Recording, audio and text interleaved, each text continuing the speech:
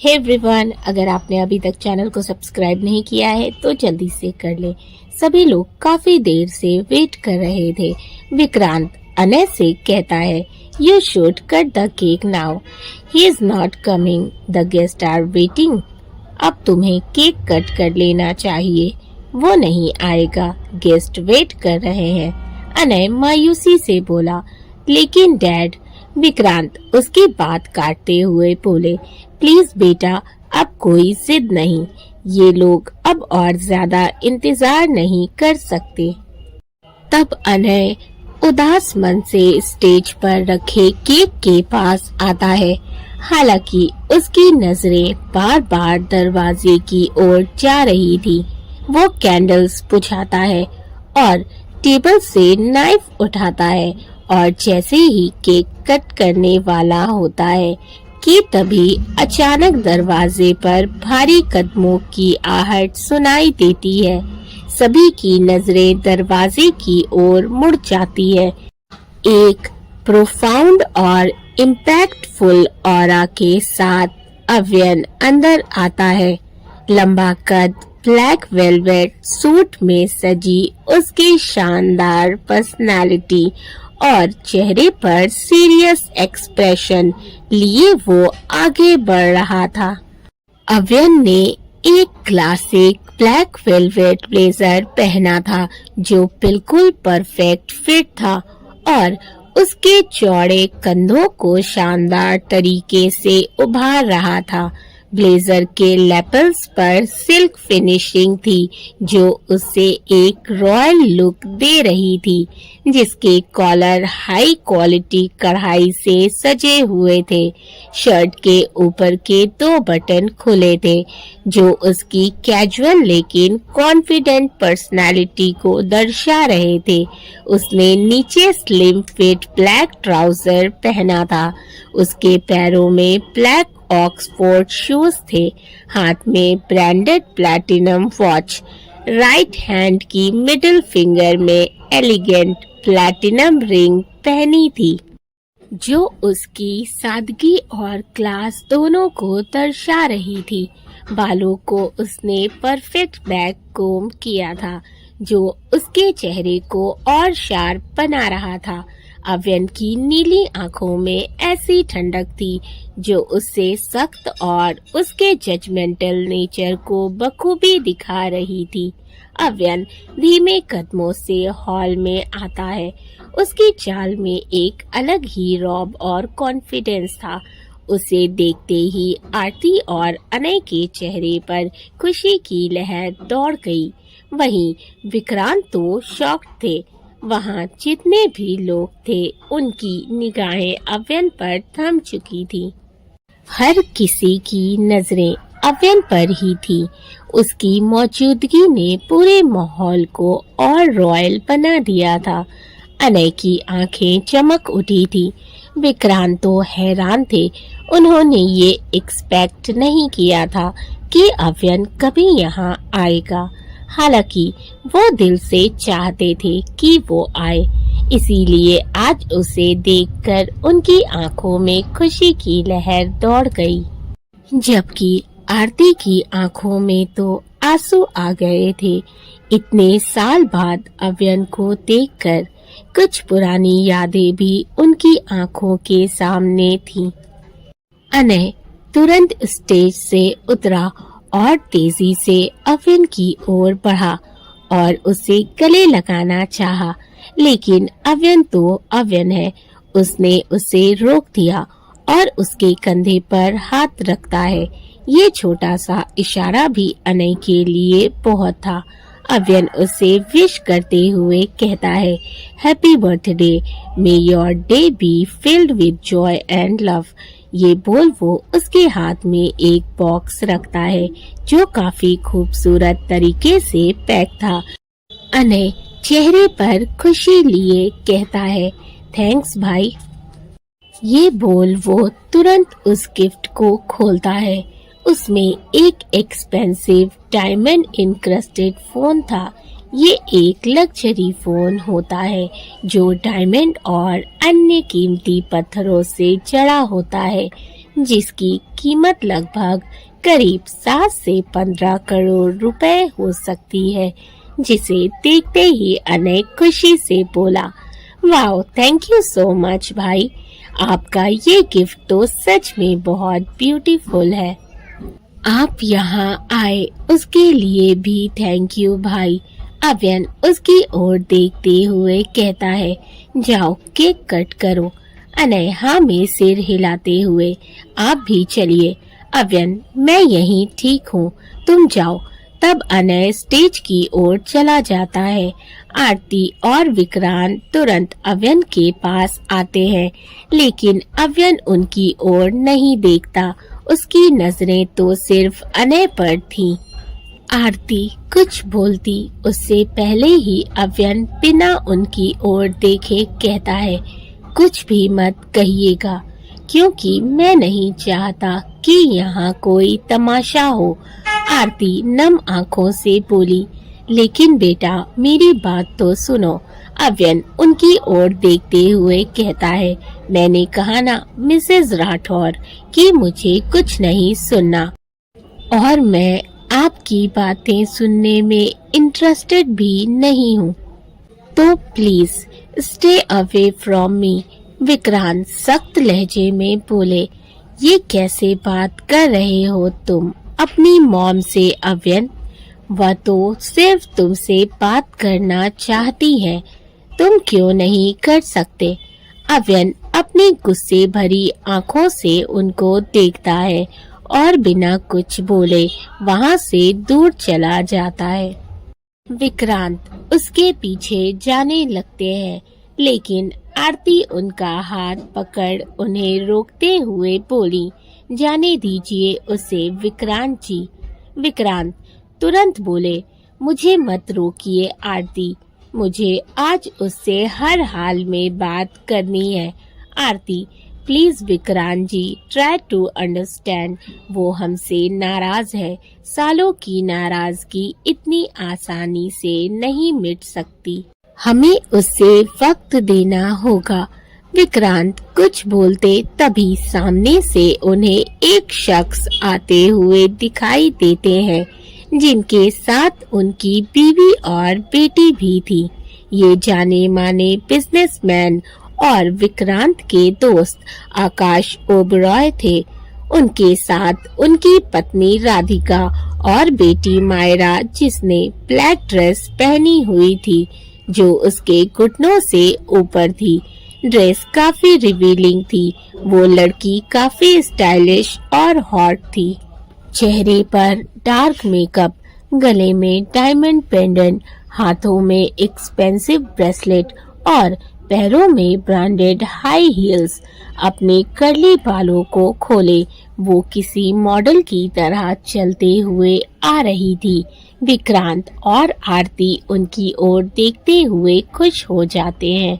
आकाश विक्रांत के गले लगते हुए कहते हैं, कैसे हो दोस्त? विक्रांत मुस्कुराते हुए बोले, आई एम गुड, तुम कैसे हो? आकाश बहुत बढ़िया। भाभी जी आप कैसी हैं? आरती हल्की स्माइल लिए बोली, अच्छी हूँ भाई साहब। राधिका और मायरा भी उनसे मिलती हैं। विक्रांत मायरा को देखकर बहुत खुश होते हैं, क्योंकि वो मायरा को बहुत मानते थे, इतना कि वो उसे अपनी बहू बनाना चाहते थे। विक्रांत उसके सर पर हाथ फेरते हुए बोले, कैसी है मेरी बच्ची? तुम्हारी ट्रिप कैसी थी? मायरा मुस्कुराते हुए, बहुत अच्छी थी अंकल, हमने बहुत एंजॉय किया।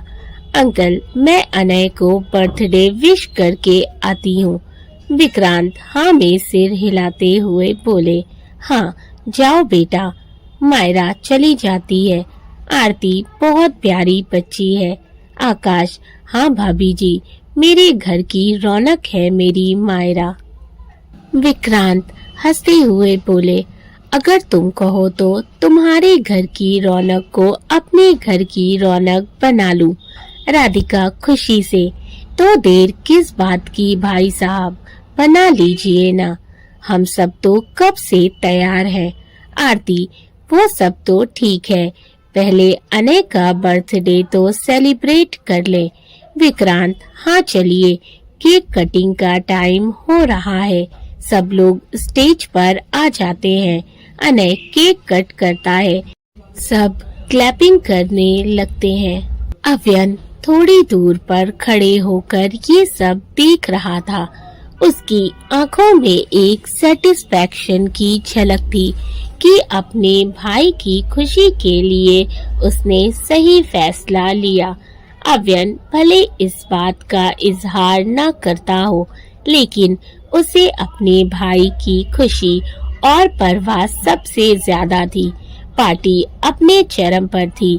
बिजनेस की दुनिया के कुछ दिग्गज अव्यन के पास बातचीत करने आए, लेकिन उसकी निगाहें तो अपने भाई पर थी, जिसके चेहरे पर इस वक्त दुनिया जहान की खुशी थी। वो उन्हें नजरअंदाज कर देता है। इस वक्त पूरी पार्टी का सेंटर ऑफ अट्रैक्शन तो हमारा हॉट एंड डैशिंग अव्यन था। पार्टी में आई सभी लड़कियों की नजरें उस पर से हट ही नहीं रही थी। वहीं मायरा, जो अनय के बगल में खड़ी थी, उसकी नजरें जब अव्यन पर पड़ती हैं, तो वो कुछ पल के लिए वहीं फ्रीज हो जाती है, क्योंकि उसके लिए अव्यन को यहाँ एक्सपेक्ट करना मुश्किल था। उसकी नजरें अव्यन पर थम सी गई थी।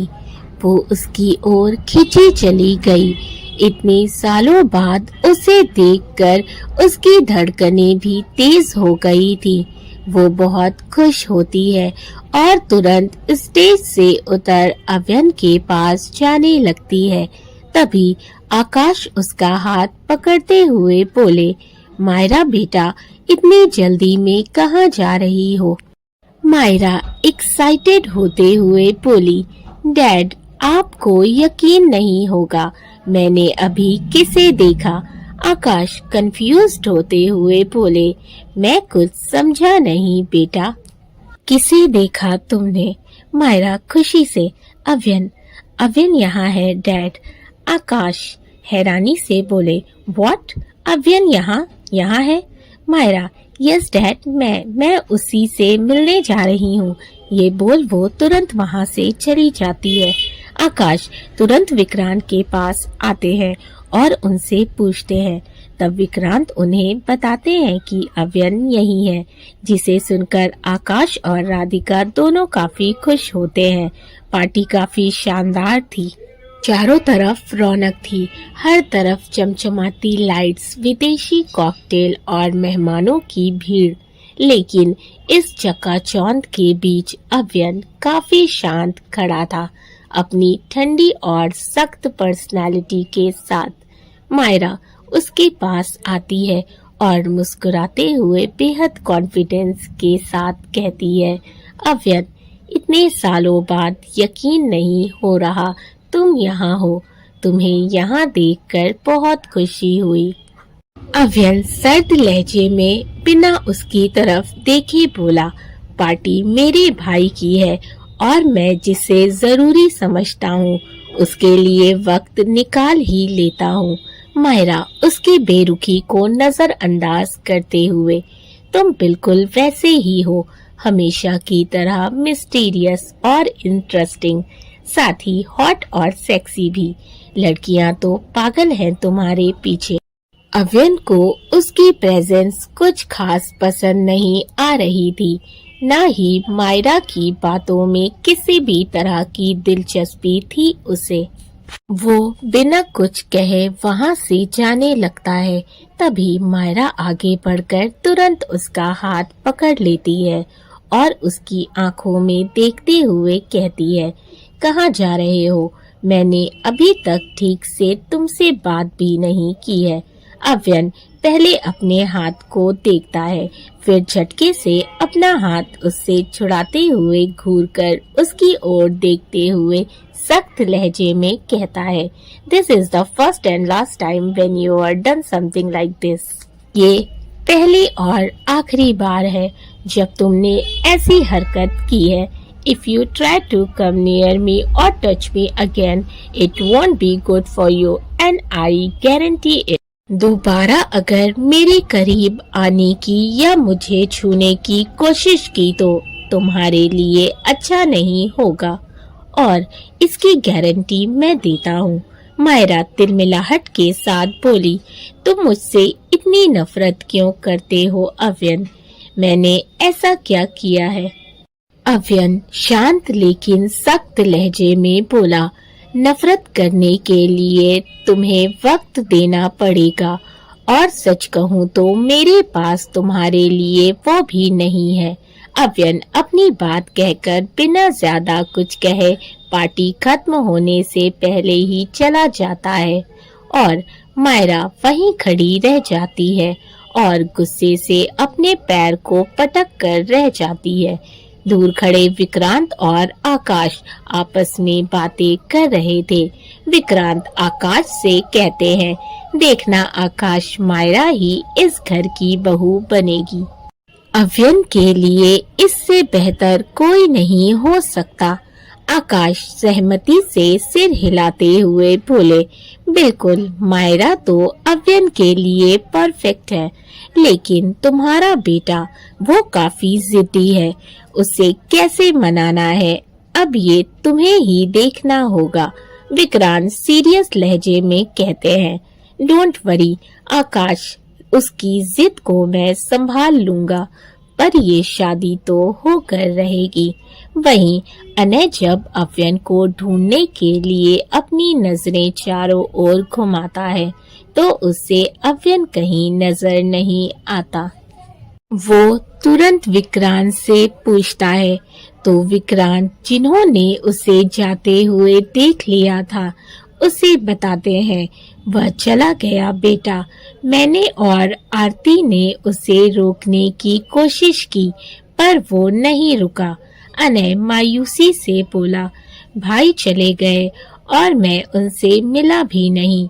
विक्रांत उसके कंधे पर हाथ रखते हुए बोले, इट्स ओके अनय, डिसअपॉइंटेड मत हो, नेक्स्ट वीक हम उसके विला चलेंगे। ये सुनकर अनय खुश हो जाता है लेकिन थोड़ी घबराहट के साथ कहता है, डैड, हम भाई के विला जाएंगे और कहीं ये उन्हें पसंद नहीं आया तो? विक्रांत सोचते हुए बोले, पता नहीं बेटा, लेकिन हमें कोशिश तो करनी होगी उसकी नाराजगी को दूर करने की। मायरा ये सुन खुशी से फूले नहीं समा रही थी। अगली सुबह आरोही का घर। आरोही रेडी हो रही थी। आज उसे जॉब ढूंढने जाना था। उसने पूरे रूम को फैला दिया था। शीतल रूम में आते हुए बोली, ये क्या होलिया बना रखा है कमरे का? हे भगवान, पूरे कमरे को कचरा बना दिया है इस लड़की ने। ये बोल वो चीजें समेटने लगती है। आरोही पूरी तरह से रेडी हो चुकी थी। वो शीतल से कपड़े लेकर साइड में रखते हुए बोली, मम्मी प्लीज पहले मुझे नाश्ता दे दीजिए, लेट हो रहा है, ये सब मैं आकर कर दूंगी। दोस्तों, आई होप कि आप लोगों को स्टोरी अच्छी लग रही हो, कहानी पसंद आ रही हो तो वीडियो को लाइक कर दीजिएगा। चैनल को सब्सक्राइब नहीं किया है तो कर लें। साथ ही अपने फैमिली एंड फ्रेंड्स के साथ भी शेयर करें। अपने फीडबैक मुझे ज़रूर दें और स्टोरी के पिछले एपिसोड्स नहीं पढ़े हैं तो मैंने लिंक डिस्क्रिप्शन बॉक्स में मेंशन किया है। आप वहां पर कहानी के पिछले सभी एपिसोड्स पढ़ सकते हैं। तो मिलते हैं स्टोरी के नेक्स्ट एपिसोड में। Thank you for watching and keep supporting. Love you all.